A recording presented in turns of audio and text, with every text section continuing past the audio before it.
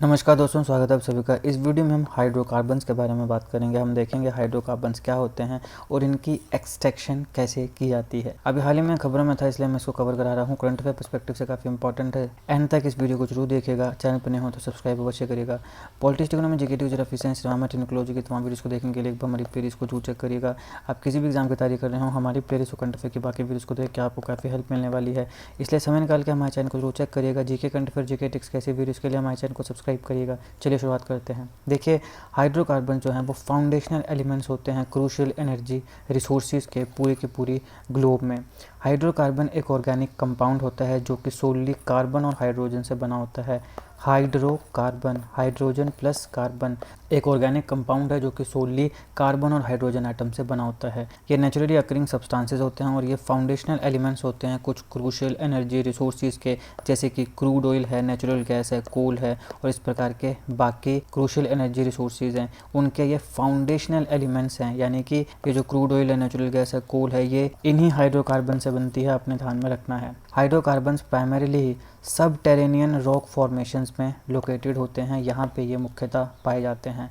Hydrocarbons plants में, animals में और इवन फॉसिल्स में भी पाए जाते हैं। ये अलग अलग फॉर्म्स में प्रेजेंट होते हैं, जैसे कि नेचुरल गैस, कोल, क्रूड ऑयल और पेट्रोलियम।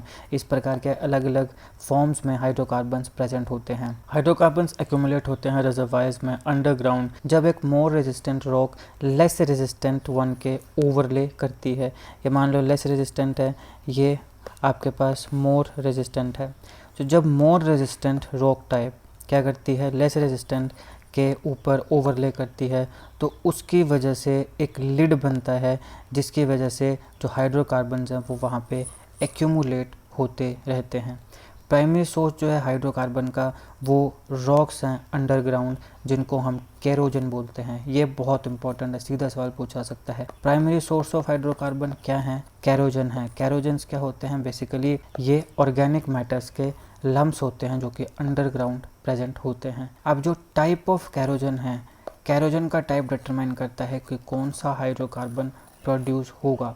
तो ये भी आपने ध्यान में रखना है। सीधा सवाल आपसे पूछा जा सकता है कि कौन सा हाइड्रोकार्बन प्रोड्यूस होगा, इसको कौन डिटरमाइन करता है, किस प्रकार का कैरोजन है।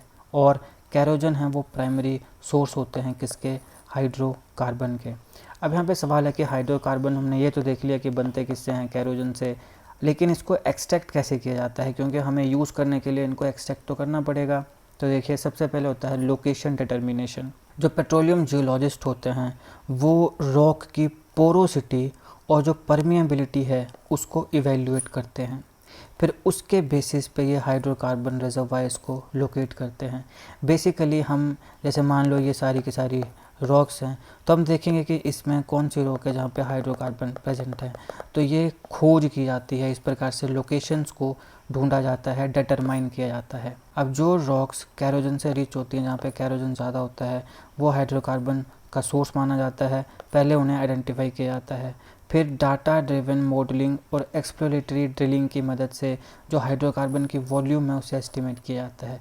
सबसे पहले तो अलग अलग रॉक्स में हमने ये देखा कि किस में सबसे ज़्यादा कैरोजन है, क्योंकि जहाँ कैरोजन होगा वहाँ पे हाइड्रोकार्बन होंगे। फिर हमने डाटा ड्रिवन मॉडलिंग और एक्सप्लोरेटरी ड्रिलिंग के माध्यम से ये देखा कि इसमें वॉल्यूम कितनी है, कितना इसमें हाइड्रोकार्बन है, कम है, ज़्यादा है, कितना है।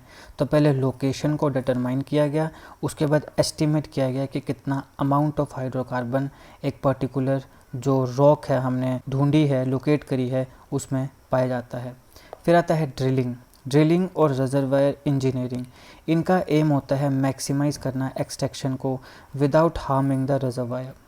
ये आपके पास एक रिजर्वायर है, यहाँ पे हमारे पास काफ़ी ज़्यादा क्या हैं, हाइड्रोकार्बन हैं। हम ड्रिलिंग और रिजर्वायर इंजीनियरिंग के माध्यम से इस पूरे के पूरा ये जो हमारे पास हाइड्रोकार्बन है इसको एक्सट्रैक्ट करने का काम करेंगे, मगर यहाँ पे ये ध्यान देना है कि जो रिजर्वायर है उससे हार्म ना हो, यानी ये रिजर्वायर हार्म ना हो।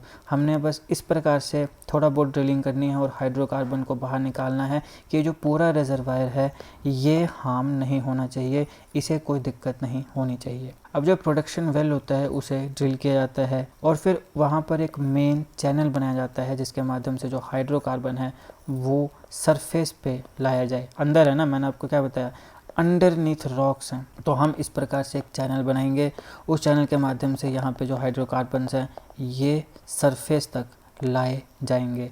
मगर ध्यान रखना है कि ये जो पूरा का पूरा रिजर्वायर है इसे कोई हानि नहीं पहुंचनी चाहिए। फिर तीसरा आता है प्रिपरेशन। अब जो प्लांट मटेरियल होता है उसे प्रिपेयर किया जाता है ग्राइंडिंग की मदद से या फिर स्मॉलर पीसेस में उसको ब्रेक डाउन किया जाता है ताकि उसका जो सरफेस एरिया वो इंक्रीज़ हो जाए। जैसे मान लो कि ये एक प्लांट है, इसका एक सरफेस एरिया है, लेकिन जब हम इसको काट देंगे तो इसका सरफेस एरिया यानी छोटे छोटे जो पीसेस बनेंगे उनका सरफेस एरिया बढ़ जाएगा। ठीक है, कैसे बढ़ जाएगा, क्योंकि अब ये देखो ध्यान से, यहाँ पे एक ये चीज़ है ना, अब जब हमने इसको बीच से यहाँ पे ऐसे काट दिया तो यहाँ पे ये दो ऐसे बन गए। अब सरफेस एरिया बढ़ा कि नहीं बढ़ा? पहले एक ये था, एक लिए इस तरफ की साइड थी। अब इसी में देखो कि यहाँ पे एक दो तो ये साइडें होंगी, लेकिन दो साइडें यहाँ पे बढ़ गई, एक ये और एक ये। तो सरफेस एरिया बढ़ा कि नहीं बढ़ा? सरफेस एरिया बढ़ता है। जब एक बड़े पीस को छोटे छोटे पीसेस में ब्रेक डाउन किया जाता है तो उसका सरफेस एरिया जो है वो बढ़ता है, मतलब सारों का मिल के। अब अगर आप एक इंडिविजुअल को देखोगे, इसको इंडिविजुअल को देखोगे तब तो कम हुआ, लेकिन दोनों को देखोगे क्योंकि ये दोनों इससे डिवाइड होके आए हैं तो यहाँ पे दोनों को देखोगे तो सरफेस एरिया क्या हुआ? बढ़ा। अब आती है एक्सट्रैक्शन की बात।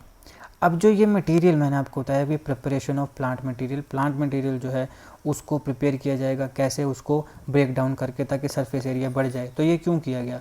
एक्सट्रैक्शन में ये मदद करता है। कैसे?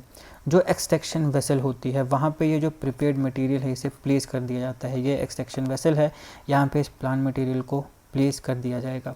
अब क्या होगा? जो हाइड्रोकार्बन सॉल्वेंट है वो इससे पास होगा और जो डिज़ायर कंपाउंड होता है उसमें ये डिज़ोल्व हो जाता है। फिर वहाँ से हम इसको सेपरेट कर लेंगे। तो इस प्रकार से हम जो हाइड्रोकार्बन्स हैं उसको एक्सट्रैक्ट करते हैं। ये था इस लेक्चर का एनालिसिस।